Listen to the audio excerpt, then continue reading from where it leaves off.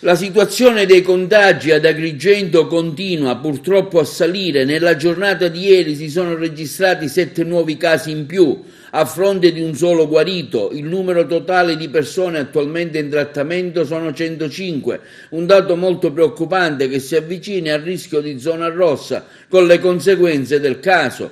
Intanto continua l'attenzione del primo cittadino verso l'hub del Palacongressi, dove si effettua appunto la vaccinazione, che sta creando tanti problemi di afflusso di gente che si reca nella struttura per effettuare i vaccini. Tanta è la gente che vi si reca creando anche problemi di affollamento e poco distanziamento. Diversi sono gli spazi messi a disposizione nelle vicinanze del Palacongressi per poter permettere il parcheggio a chi vi si reca. A tal riguardo il sindaco Miccichè ha anche aperto un'interlocuzione con la prefettura per una collaborazione con la Croce Rossa, la Protezione Civile, per disciplinare al meglio il servizio importantissimo e la salvezza della popolazione. Tantissime lamentele, diverse ore, è intervenuto sia stamattina che ieri. Ecco, com'è che si può sistemare questa vicenda del Palacongressi in attesa che la gente si vaccini?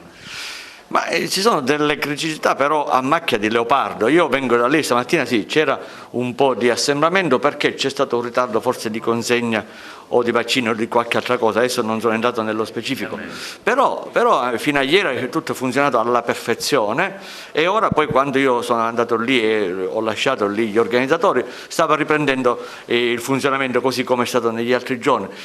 Capite bene che la cittadinanza, le persone che afferiscono a Palacongressi è copiosa e gli sforzi che l'ASP sta facendo sono immani.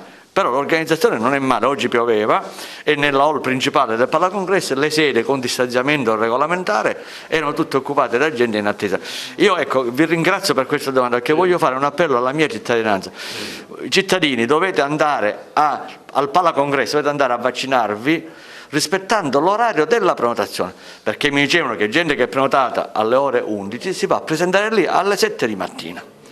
Questo che crea disagi, questo è il disagio creato dal cittadino che dà poi magari intoppi a una macchina di prenotazione di vaccinazione che è quasi perfetta.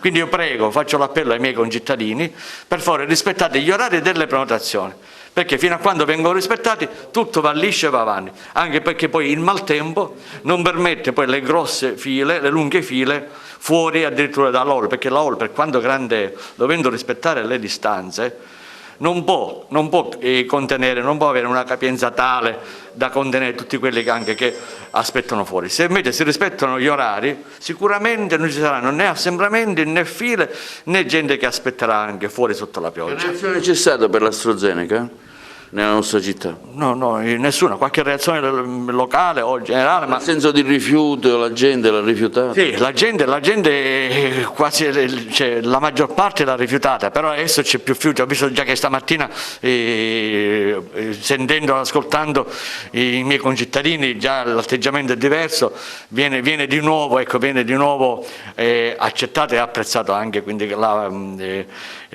bontà del vaccino. Ecco.